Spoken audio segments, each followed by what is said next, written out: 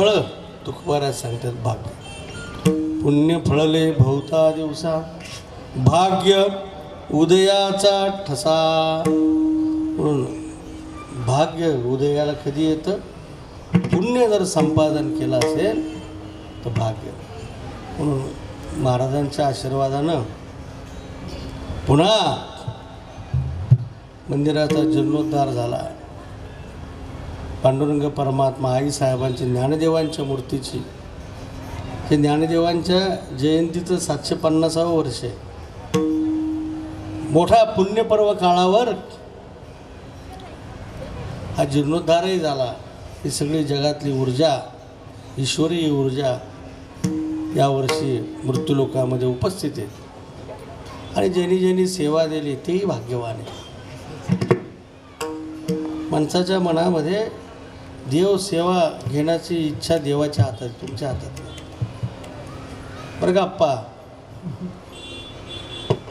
आता माऊलीच्या मंदिरामध्ये तुमच्या सर्वांच्या सहकार्याने 750व्या जयंतीला सुवर्णाचा कळश बसवला आपण मंदिरात.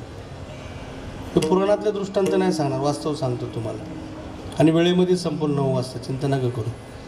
देवराम शेठ म्हणतील 9 8:30ला आलं, हे सगळे उडाली मंडळी 9 8:30ला पोचायचं, 9ला जायचं, इथला कार्यक्रम असं आहे ना सगळं. असं विनोदाचा भाग जाऊ द्या, मी दृष्टांत सांगतो तुम्हाला यथार्थ. आणि ठरवलं आम्ही की ते, कारण तुकोबारायांचा अभंग ज्ञानदेवांकडं शक्तीच्या आधी ऐश्वर्य काय. संप्रदायामध्ये कुठनं हे वैराग्याच्या आणि भ्रामक कल्पना घुसवल्यात लोकांनी, मला तर काही कळतच नाही. आता माझं 50 पूर्ण झालं ना, आता बोलायचा अधिकार आलाय मला बरं का माधव महाराज. आपले लोक जगाच्या पाठीवर 5000 वर्षामध्ये सर्वोत्तम तत्त्वज्ञानाचा ग्रंथ जर कोणता असेल ना तर ज्ञानदेवी तथा ज्ञानेश्वरी. मी तौलनिक बोलतोय, मी जगातल्या सर्व तत्त्वज्ञानांचा अभ्यास करतोय आत्ता 4-5 वर्ष झाली. ज्ञानेश्वरी वाचन करणाऱ्या व्यक्तीला दुसऱ्या ग्रंथाचा आश्रय घेण्याची गरजच नाही. तर जगामध्ये ज्ञानदेवान एवढा उत्तुंग प्रतिभेचा ज्ञानवंत कीर्तिवंत सूर्य 5000 वर्षात मृत्यूलोकामध्ये अवतीर्णच झालेला नाही. तुकोबारायांनी ज्ञानदेवांची सेवा केली. योगेश्वर चांगदेव ज्यांनी काळाला थांबवण्याचं सामर्थ्य आहे, तोही ज्ञानदेवांच्या चरणावर आहे. शांतीनाथ ब्रह्मनाथ बाबा, सद्गुरू जनार्दन स्वामींच्या आशीर्वादाने दत्तात्रय प्रभूचं देवगिरीवरच दर्शन झालं, आत्मसाक्षात्कार झाला. पण संतांची सेवा अपूर्ण राहिली म्हणून ज्ञानदेवांच्या दरबारात आले. आणि तिसरे, शेतकरी कुटुंबातलं कुणबी असलेला तुकाराम, तोही नाथबाबांनंतर 40 वर्षानंतर ज्ञानदेवांच्या प्रांगणात आला. जो योगेश्वर चांगदेवाला आशीर्वाद दिला तो शांतीब्रह्मनाथ महाराजांना आशीर्वाद दिला. तोच आशीर्वाद जगद्गुरू तुकाराम महाराजांना दिला. आणि तुकारामाचा जगद्गुरू तुकाराम महाराज ज्ञानदेवांनी केला. विठाला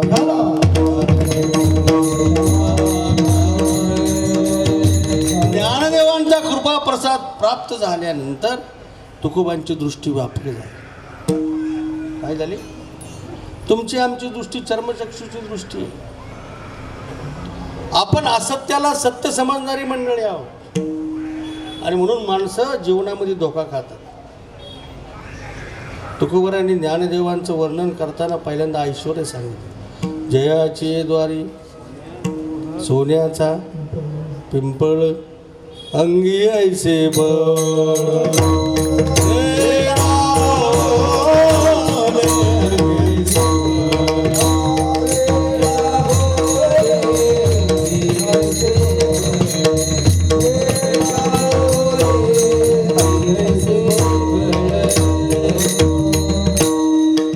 ऐश्वर्य सांगितलं. म्हटलं आपण कळस बसू. 16 जुलैला वारी आल्यावर आम्ही ठरवलं, लोकांना आवाहन केलं आणि 15 ऑगस्टला बसवायचा होता 29 दिवसांनी. पण ते सोनं विकत घ्यायचं करायचं. पहिलं तर पैसे गोळा व्हायला पहिल्या देणगी. पहिले 3-4 दिवस आप्पा तुम्हाला खोटं सांगत नाही, मी रोज बाहेर फिरत होतो, फोन करायचो आमच्या मॅनेजरला, किती जमले? तो म्हणायचं 20 लाख, आज 24 लाख. 4 दिवसानंतर 1 कोटी जमले. याला म्हणलं आता काय होतंय काय सांगता येत नाही.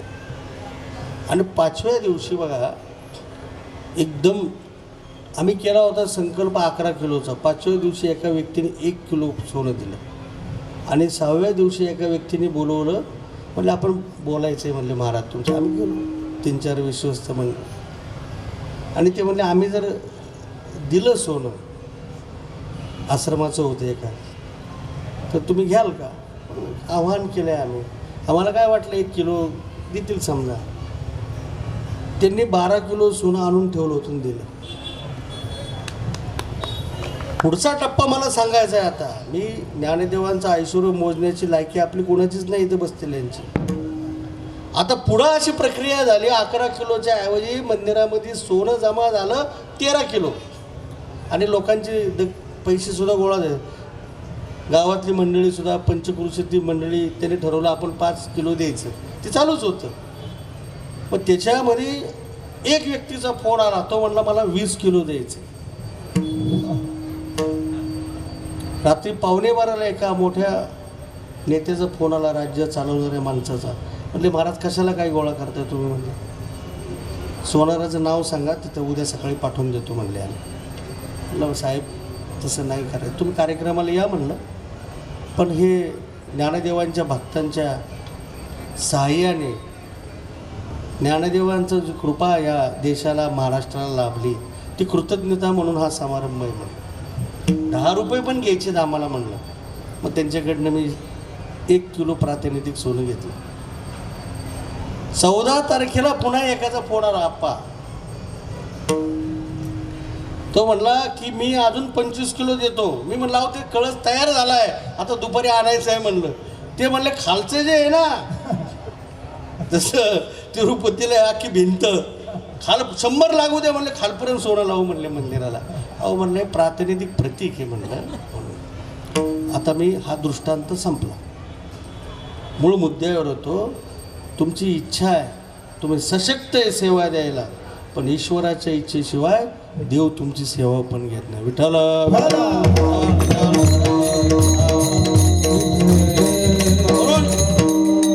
भाग्यवान हा काळे परिवार आहे, जी मंडळी तिथली की ज्यांच्या सेवेतून धनातून धन निश्चित शुद्ध होणार त्यांचं. हे असं म्हणणार नाही तर धन दिलेले सगळे फार शुद्ध धनाने मंदिर झाले, होत नसतं कधी महाराज. आता महाराज धर्मशाळा बांधताय तुम्ही, कठीण आहे ना किती.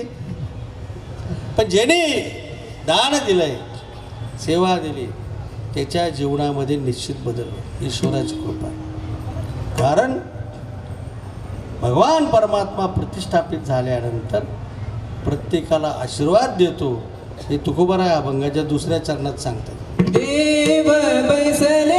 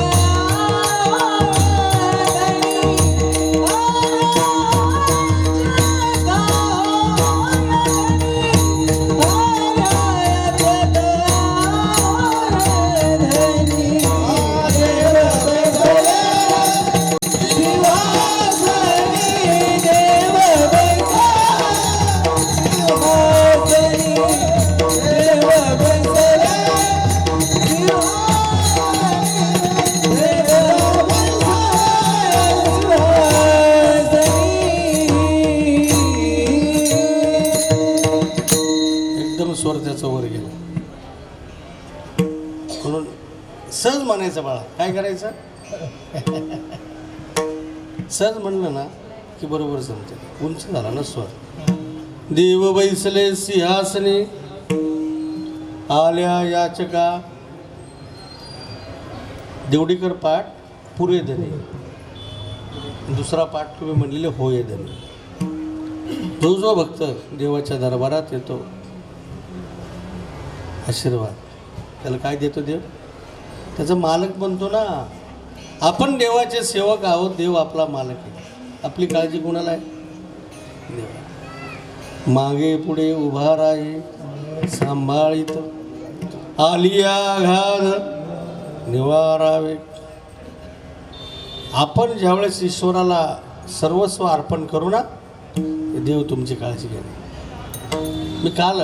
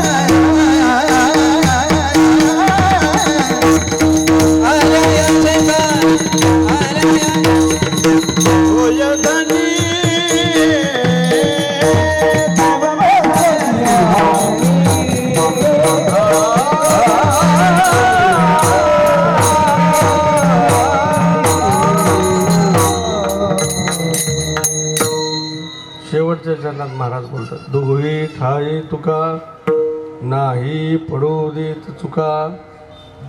दोन या चरणाचे अर्थ सांगितले गेले. पहिला जो भाव आहे तो मृत्यूलोकामध्ये आपण जे कार्य करतो ते कार्य दोन प्रभागात विभागित झाले. तयाचे परत्र पुसिसी काही. तुमचं पारमार्थिक जीवन जर पहिल्यांदा संपन्न करायचं असेल ना पहिल्यांदा व्यावहारिक जीवन संपन्न असतं.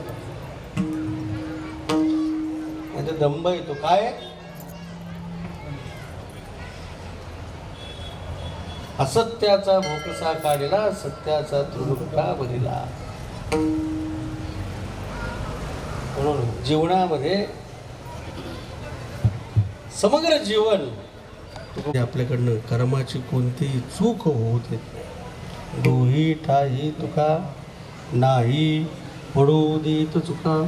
देव बैसले सिंहासनी आल्या याचका होय धनी. निर्धारित वेळेमध्ये अभंगाचा भावार्थ पाहण्याचा आपण प्रयत्न केला. आपण सर्वांनी भक्तीने देवाचं भजन करायचं. विठोबा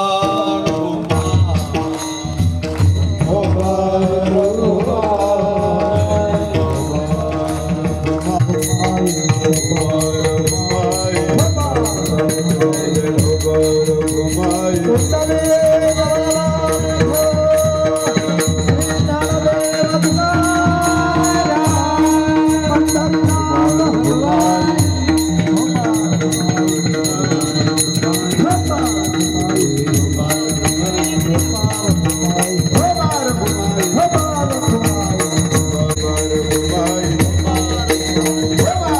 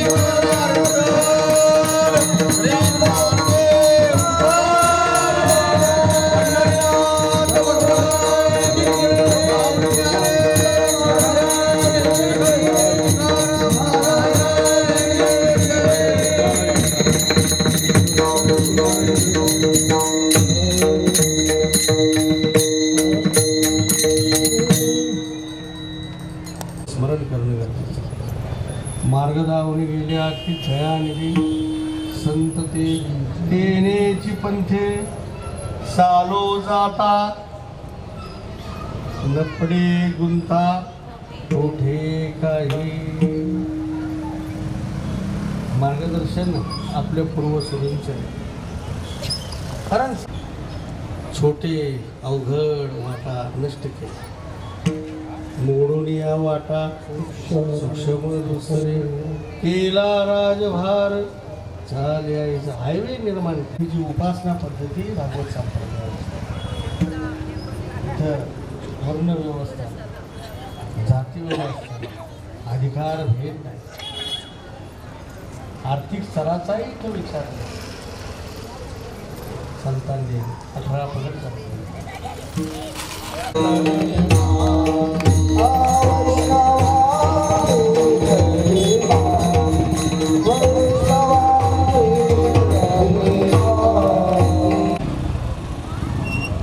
शब्दामध्ये शोधा, अरण्यात जाऊन शोधा, मंदिरामध्ये शोधा. ज्ञानदेवांनी हा भागवत संप्रदाय उभा केला. सर्व वैष्णव एकत्रित केले. आपापर भाव. पहिला अहंकार घालवला ना, काय घालवलं? शाश्वत स्थान आणि परम शांती जर प्राप्त करून घ्यायची असेल तर त्याला सर्व भावाने शरण गेल्याशिवाय सर्व भाव पदाचा अन्वय करताना, भाव प्रकट करताना देऊनिया शरणी काम मोहरी का गांग निघाले जैसे. माणसाचा अंतर पण सेवेला प्राधान्य. आता महाराज तुमच्यावर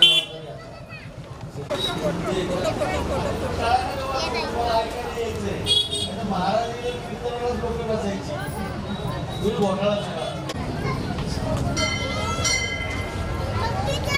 शासन संपूर्ण महाराज मागून तिसऱ्या पिढीमध्ये हा मराठी तेज प्राप्त करून द्यायचा असेल.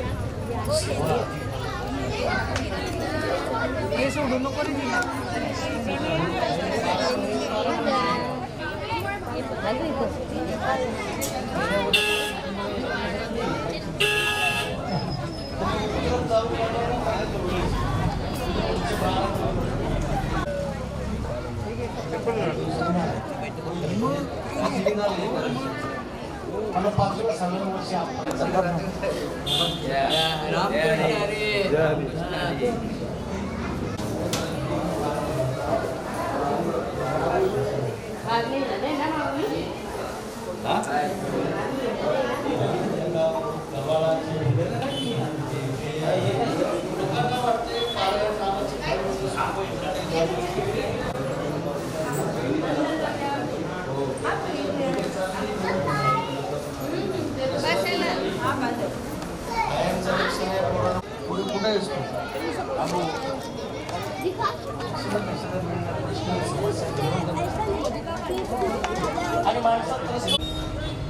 ममे वंशो जीव लोके जी देवाची लेकरं आपण आहेत हे सत्य आहे. पण भगवान सांगतात मनःष्ठ आणि इंद्रिय आणि प्रकृती. ज्ञानेश्वरी वाचल्याने 100% तुमचा उद्धार होईल. एका व्यक्तीने कुटुंबातल्या ज्ञानेश्वरीचं 1 वर्ष पारायण केलं ना, त्याची ऊर्जा आणि आशीर्वाद ईश्वर त्या परिवाराला देणार. घरातल्या प्रत्येक एका व्यक्तीने पारायण वर्षातून एकदा केलं पाहिजे आणि प्रयोग करून पहा. नंतर सांगा आम्हाला तर काय तुम्हाला पैसे दे आणि ज्ञानेश्वरी तुमच्याकडे नसेल तर आम्ही आळंदीहून पाठवून देतो. प्रसाद भेट बसणाऱ्याला प्रत्येकाला ज्ञानोबरांची ज्ञानेश्वरी भेट मंदिरातून समाधीला लावून पाठवून देतो इथं. पण वाचा, तुमच्या जीवनाचं जर कल्याण करून घ्यायचं असेल ना, पूर्वसुरी मार्गदर्शकाने हा पंथामध्ये तुमच्या सगळ्या लोकांना आणलं. आता हा समाज भक्षण करणारी मंडळी, पण श्रद्धा, भाव आणि भक्ती मी मोठ्या अभिमानाने सांगेल, देशामध्ये सर्वात जास्त भाव आणि भक्ती कोणाकडे असेल तर आज कोळी समाजाकडे. देशात रामप्रभूला सुद्धा मदत त्यांचीच आहे, आजचा भाव नाही हा. हो, वाल्मिकी महर्षीचं तुमच्या आद्य प्रवर्तक आहे. ही एवढी थोर परंपरा आपल्या पाठीशी आहे. पुढच्या पिढीने, तरुणांनी सुद्धा या परंपरेमध्ये येण्याची मोठी गरज आहे. तरच आपलं जीवन सफल होईल. काळ फार बिकट आहे. आता जर तिसरं महायुद्ध झालं ना महाराज, जीवसृष्टी नष्ट होईल. काय होईल? आणि पुन्हा जीवसृष्टी कधी निर्माण होईल हे सांगता येत नाही. अणुबॉम्बच पडणार ना आता. काय पडणार? काही खरं नाही. पण अशा कालावधीमध्ये संतांचं तत्त्वज्ञानच समाजाला स्थिर. पण पसायदान आता गावोगाव गायला गेलं पाहिजे. अख्ख्या जगात 800 कोटी लोकांनी माऊलीचं पसायदान म्हटलं पाहिजे रोज, तर शांतता लाभा लागतो. नाहीतर पुढचा काळ कठीण. म्हणून ज्ञानदेवांच्या नावाने आता आळंदीत आपण जागतिक तत्त्वज्ञान विद्यापीठ तयार करतो. 450 एकरमध्ये. किती? 450.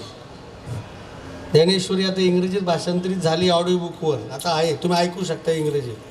आता फ्रेंच, जर्मन, चायनीज, जागतिक 56 भाषेमध्ये 2 वर्षामध्ये आता भाषांतरित होईल.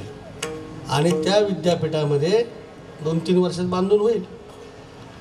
जगातले सर्व देशातील विद्यार्थी तिथं ज्ञानदेवांचं तत्त्वज्ञान, तुकोबांचं तत्त्वज्ञान, आपलं भागवत संप्रदायाचं तत्त्वज्ञान अध्ययनाला येतील. आणि जगामध्ये वैश्विक शांतीचा संदेश आता आळंदीतून पुढच्या 5 वर्षात जाईल.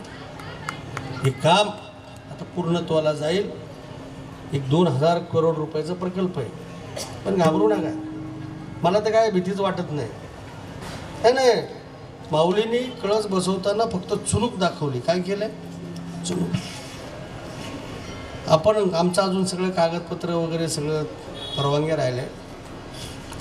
भूमिपूजन देशाचे लोकप्रिय पंतप्रधान मोदी साहेबच येणार आहेत करायला.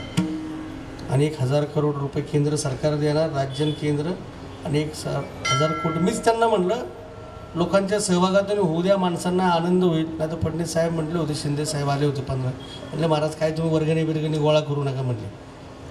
आमचं काम आहे म्हणले. नालंदा तक्षशिला विद्यापीठ 11व्या शतकात पडलं, आपली संस्कृती नष्ट झाली, देश पारतंत्र्यात गेला, ज्ञान समाप्त झालं देशातलं, आणि माणसं पारतंत्र्यात गेली, माणसं गुलाम झाली.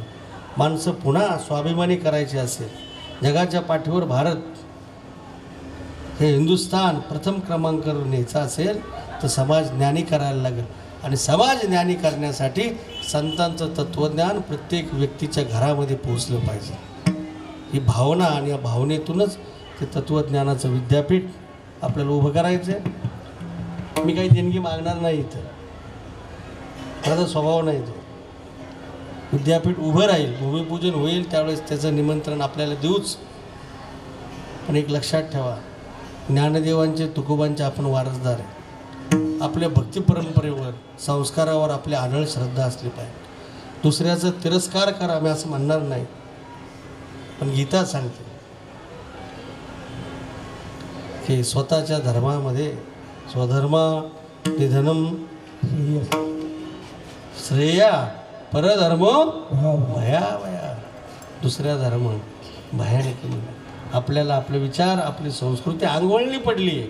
पडली का नाही? 10 बाय 10 रूम बरी वाटते. अहो आम्हाला पुण्याकडच्या लोकांना मुंबईत एक दिवस राहूशी वाटत नाही. एवढं उष्णता, गरम, ह्युमिडिटी, घाम. अरे लोक म्हणतात 2 वाजले तरी, अहो कितीतरी माणसं आहेत, 12ला घरी निघतात, 3ला पोहोचतात, सकाळी 8ला परत येतात तिकडे. शरीराला जी सवय आहे, जी मनालाही सवय असते, विचारालय सेवा असते तिला संस्कृती म्हणते. आणि ती संस्कृती आपल्या पूर्वजांनी आपल्यापर्यंत पोचवली आणि ही संस्कृती पुढच्या पिढीपर्यंत पोचवण्याची गरज आणि जबाबदारी आपल्यावर आहे. आता पुढचा AI टेक्नॉलॉजीमुळं आता 10 ते 15 वर्षाचा काळ हा फार संक्रमणाचा काळ आहे. जग बदलणार आहे पूर्ण. कीर्तनालाच लोक दिसतील, लग्नाला पण येणार नाही माणसं, लक्षात घ्या. 15 वर्षांनी ऑनलाईन लग्न होतील. लोक असे स्क्रीनवर घरात बघतील, ते सगळं ऑनलाईन.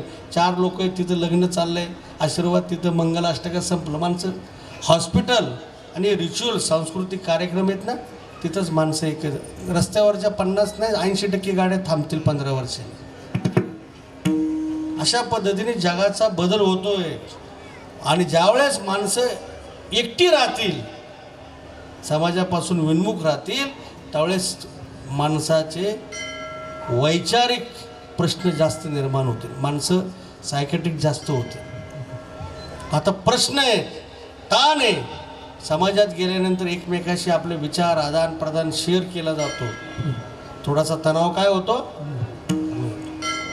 म्हणून पुढच्या काळामध्ये ही संस्कृती, हे संतांचं तत्त्वज्ञान आणि आपली परंपरा आपल्या पुढच्या पिढीकडे नेण्यासाठी अशी मंदिरं, त्यांचा जीर्णोद्धार, ते मूर्ती प्रतिष्ठापना हा एक मैलाचा दगड आहे.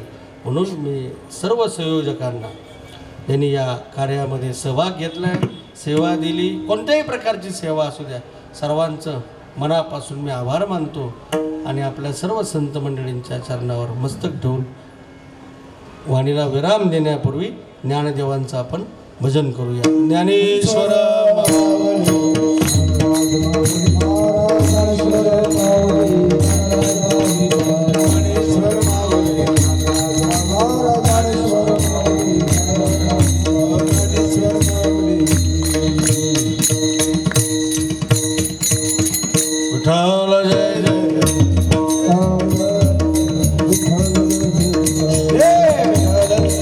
महाराज केशव यांच्या कुशल मार्गदर्शनाने हा कार्यक्रम या ठिकाणी संपन्न झाला.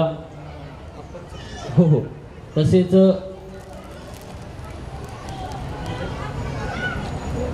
आशीर्वाद या कार्यक्रमाला आहेत माजी अध्यक्ष गुरुवर्य हरिभक्तपरायण अंबादास महाराज पाटील, हेही या भंडारी चौदरपाडा हेही या कार्यक्रमाला उपस्थित आहेत. त्यांचं देखील सर्वांकडून या ठिकाणी हार्दिक आभार.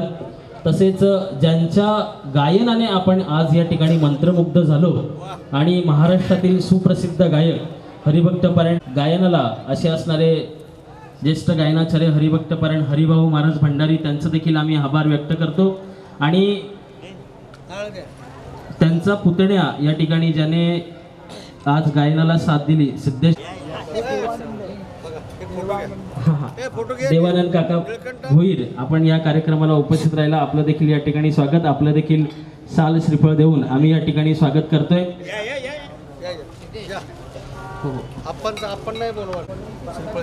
हो, माजी अध्यक्ष हरिभक्तपरायण पांडुरंग महाराज पाटील, तसेच कल्याण तालुका वारकरी संप्रदाय मंडळाचे उपाध्यक्ष हरिभक्तपरायण दशरथजी महाराज मोगर. हो, नाना विष्णू नाना आपणही या. हरिभक्तपरायण दिलीप महाराज शास्त्री, आपलं देखील या ठिकाणी स्वागत. त्यानंतर आमच्यावर प्रेम करणारे आमचे मार्गदर्शक, या परिसरातील जुने ज्येष्ठ गायक हरिभक्त पाटील, आपण देखील उपस्थित राहिलात. तसेच देखील काळे परिवारातर्फे हार्दिक स्वागत, हार्दिक आभार की आपण प्रसादासाठी याच ठिकाणी बसायचे.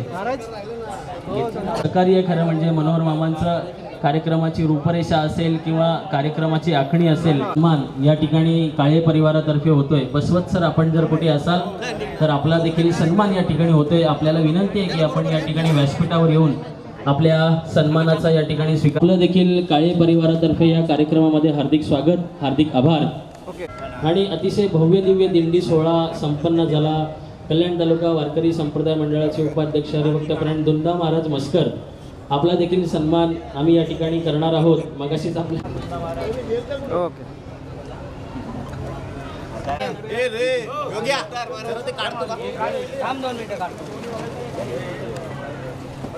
रोहन, एक